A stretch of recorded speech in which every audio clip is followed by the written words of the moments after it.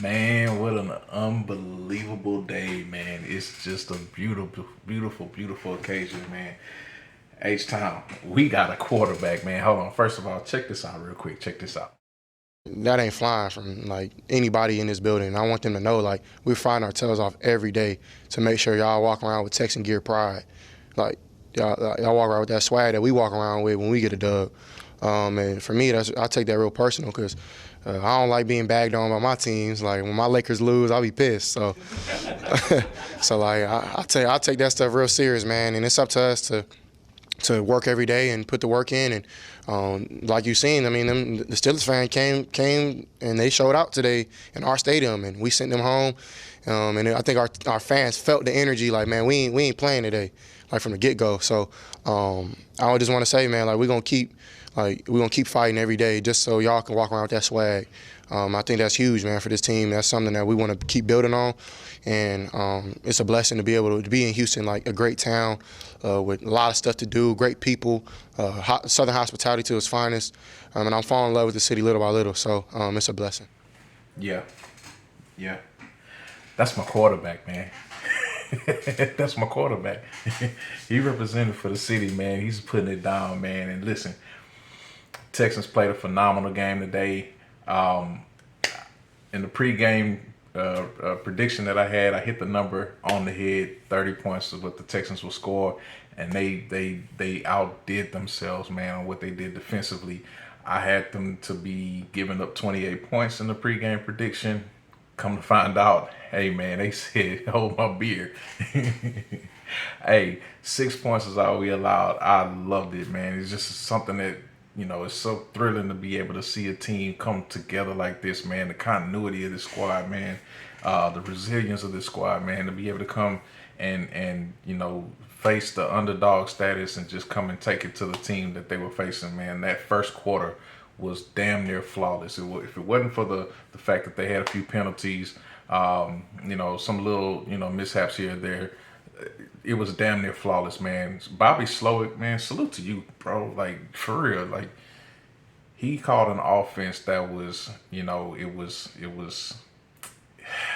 I mean, it's just we haven't seen something that was so. It was a lot of variables included in the play calling.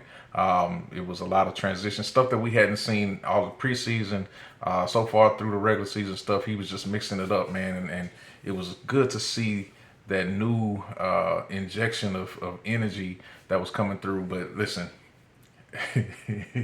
this is all about C.J. Stroud, man. I mean, save for J.J. Watt in the halftime, and salute to J.J. man, and of course we love him. I'll get to that in a second, but man, C.J. is killing it, bro. Like he is, almost 12,000 yards into the season.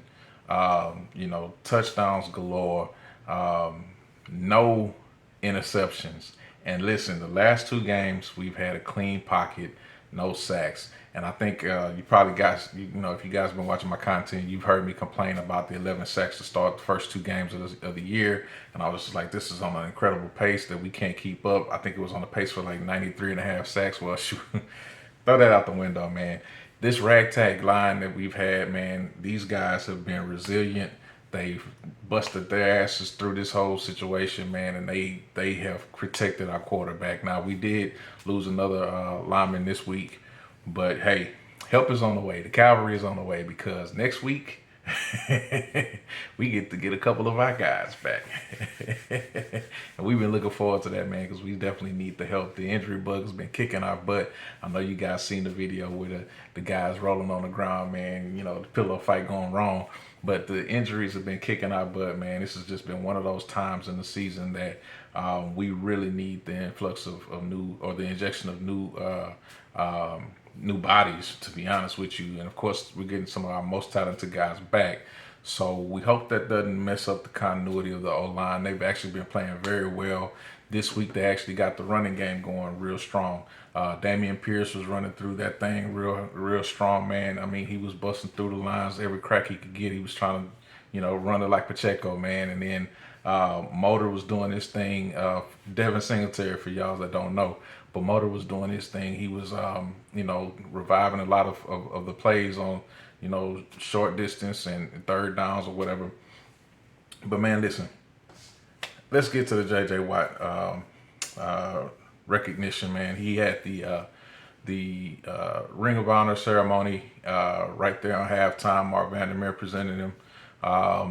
Cal and Hannah McNair presented him with the red jacket that was customized for the perfect man out there on the field, man. And so it was good to see JJ again. It was good to have JJ back in the city. Of course, the stands were full of it was full of Steelers fans, but we had enough of the representation for the Houston fans to really show our love and compassion to JJ for everything that he's represented and reflected for the city, man. Not just on the field, but off the field. And I thought that was a very big deal. The tribute videos so far this week, I've really enjoyed. Shout out to Harley over at the Lead. He put together a great video in tribute to JJ that actually got love from JJ. And then there was a tribute video that came out ahead of the ceremony, which was really, really good from the Houston, Texas media. Houston, Texas media has been killing it this whole off season, man. So shout out to whoever's running that Houston, Texas media. You've been doing your thing, man. So shout out to you guys. But yeah, the ceremony went down. It was pretty short. Of course it's during the halftime, so you got about 15 minutes or whatever. Houston Texans, they do have it on their Twitter page. They do have it on their YouTube page. So if you want to check it out, you can get a rebroadcast of that, man. It's pretty dope. The graphics and everything was pretty dope. Even the stuff that they had sitting on the stage, man, or not on the stage, but on the field behind JJ, that was pretty dope to see. I don't recall them having it like that for JJ, but for Andre, but as they get more guys to get up there in the Ring of Honor, maybe this will be a thing that they can kind of get adjusted to. So it was real dope to see all of that, man. And then coming out of the half, man, let's get back to the mix with the game. Coming out of the half, we had a little bit of a stumble. I'll just be straight with you. We had a little bit of stumble. The defense definitely stood up for us, but offensively we were kind of stumbling out the gates. But listen, overall, I don't even want to get into a quarterly breakdown of how this whole game went down. Overall, here's the biggest takeaways. We have a game plan offense that is really starting to come together real strong. CJ's definitely putting his game hat on, and he's ready to go. He's standing up in the pocket. He's doing what he has to do. If he's got to break contain, if he's got to get out there and run for a couple of touchdowns or first downs or whatever. He almost had a touchdown early in the game. I felt that it was probably a touchdown, but of course, a couple of people talked me down because they said his knee was down. But CJ's been doing his thing, man. Dalton Schultz showed up today. That was big. I've been looking for this dude to show up ever since he came from Dallas, so it was good to see him show up. Tank Dell didn't really do one of those off days, but because he had an off day, somebody else had to step up, and that person today was Nico Collins, man. 7 catches, 168 yards, 2 tutties. Dude came out to play, and what it really showed is that we've been looking throughout all off season, and we were saying that Tank Dell was going to be the big wild card, if you will. He's going to be the receiver that can kind of do a little bit of everything, and depending on how they use him, he could be the number one weapon on the team. Well, what you've also found out is that through the offseason, the connection that Nico Collins has had or been developing with CJ Stroud has been very continuous. Let's just say it that way. It's been very continuous. All those training camps, you would see Nico Collins make a play here, a play there, and it'd be like, okay, I can see that. CJ would get very comfortable with tossing them the ball towards, into the end zone or whatever, and Collins would make the deep catches and stuff like that. And you say, okay, I can see a little something there, but it was always Tank Dell that was like getting the in between routes and always open and stuff like that. But what you're starting to see now is that as people start to focus on Tank Dell or maybe Robert Woods, Nico Collins is busting his ass and getting open. And it's starting to look real good, man, because he's getting open and he's making plays after the catch. Or he gets open and makes those deep catches down the field. Or he's, covered and still goes up and go gets the ball. It's just one of those phenomenal things that CJ is getting to where he's got a certain comfortability and trust level with Nico Collins that he can just drop the ball in the bucket to him, or hit him in the corner of the end zone, or whatever the case may be down the field.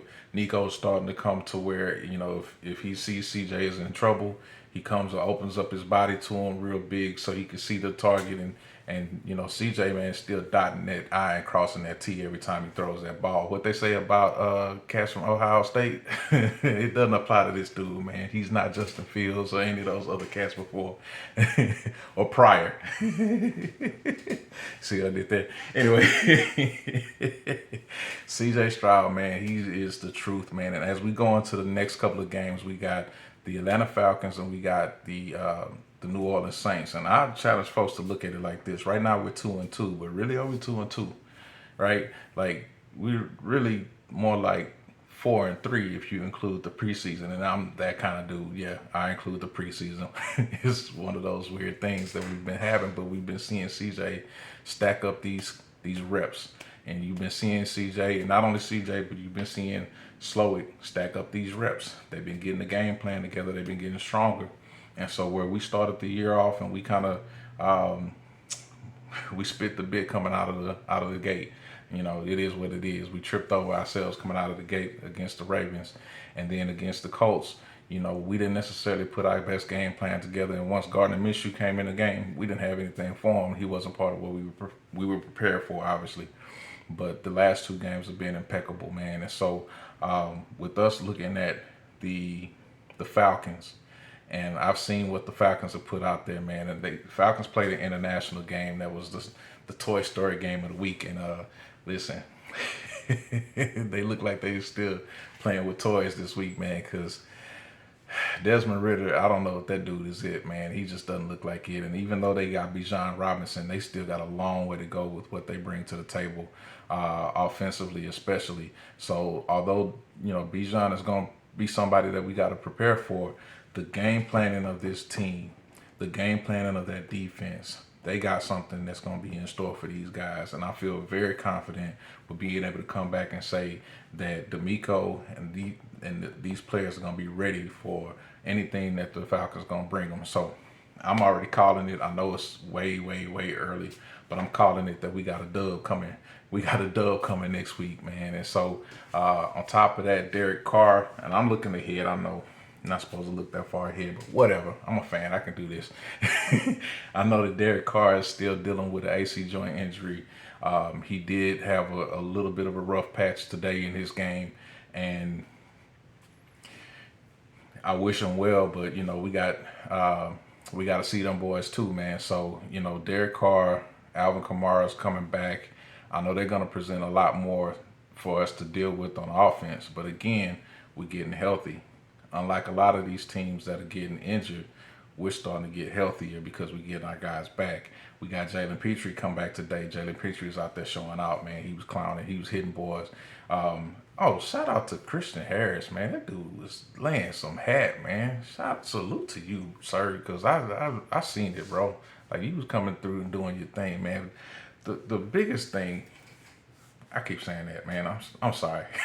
I'm just all over the place with this thing, but I was really geeked up about this win, man. One of the things that I really enjoyed was that all of this noise about T.J. Watt and Highsmith, where they were supposed to destroy the O-line, they had a game plan, bro. Like, I saw so many times where CJ was rolling out of the pocket, and if it wasn't him rolling out of a pocket, it was like a combo of them having somebody to slide over and chip, or them rolling the pocket a certain type of way where CJ could run out the other side. It was like I said, man. Bobby Slowick, you did your thing, man. It was immaculate, man, because I saw too many times where they had CJ with the opportunity to face getting a blitz, or with the opportunity to face somebody on the backside coming at them, and they were prepared. It was as if they had the whole game planned out. Maybe JJ leaked some stuff to them, man. Maybe maybe that's what it was. Maybe JJ leaked some stuff. He knew about what the game plan was for the Steelers, and he leaked it over there to the Texans. I don't know, man, but it was good to see, man, because I didn't want to see my quarterback get injured. And yes, my quarterback, I said it, whatever. Call me T.O. I didn't want to see my quarterback get injured. I didn't want to see the team, suffer any catastrophic injuries anymore because we got enough of them already. And unfortunately, the Steelers did have a little injury with Pickett going down with a leg injury. Looked like it might be like a high ankle sprain or something like that at best. But I'm no doctor. I just played one on TV on YouTube. I'm having a good time, man. I've been drinking and stuff, man. So it is what it is. But now, we kept our guys healthy for the most part, man. Like I said, we did have a lineman go down, but hopefully he'll be able to recover. If not, we definitely get a couple guys back next week. And being that we've already had so many linemen down anyway, this would be nice to get some guys back in the rotation and get them some reps. So this week will be important for getting that piece done for sure. But then I don't want to call it a bye week, but we definitely have Atlanta that we have to go see them in their building and, give them hell, pretty much. Give them hell. And then after that, we got New Orleans, like I said. And so those are the two games that remain before we have our Week 7 bye. And our Week 7 bye, again, is going to be integral for having us get healthy. You know what I'm saying? So, I might be looking ahead a step or two. It is what it is, whatever. I don't care. But the fact of the matter is, I'm really optimistic right now about this team, man. And being the fact that we are dealing with one of the weakest schedules that's out there, and we are dealing with a lot of injuries already. We're already behind the 8 ball when it comes to what we should be seeing on the field. But instead, we're seeing some production on the field, man, and that's definitely what's up. It's definitely looking good, real good for us. It's looking up for us in the overall, man, and I'm encouraged by it, man. So listen, I'm not going to keep this thing going too much longer. I say I'm already at 15 minutes. It's a lot longer than what I want to do. My voice is worth the crap already as it is. But hopefully I get my voice refreshed, man. I'm going to check out the Monday night game tomorrow. Hopefully get on here and do a recap by the end of the week, man. So till next time, man, I'll holler at you guys. Texas Fan and Rehab. I'm out. Talk about you guys. This is what I envision, man, Texas football look like. Right? It's dominating up front, running the ball how we want to run the ball, D-line attacking, dominating the line of scrimmage, swarming defense, explosive offense, and everybody excited about playing football. Love that. All right, that's what it feels like. Keep it there. All right, keep it there. Everybody got better this week, man. And this is what our team can be. Right? We got greatness in this room. Let's keep growing. Keep building, keep leaning on each other. You guys got greatness. Right? Never forget that. Right? Love coaching you guys, proud of you guys. And that's just the start. That's just the start right there, fellas. Keep grinding. Love you guys, man. Awesome win. Hey, let's get a game ball of everybody.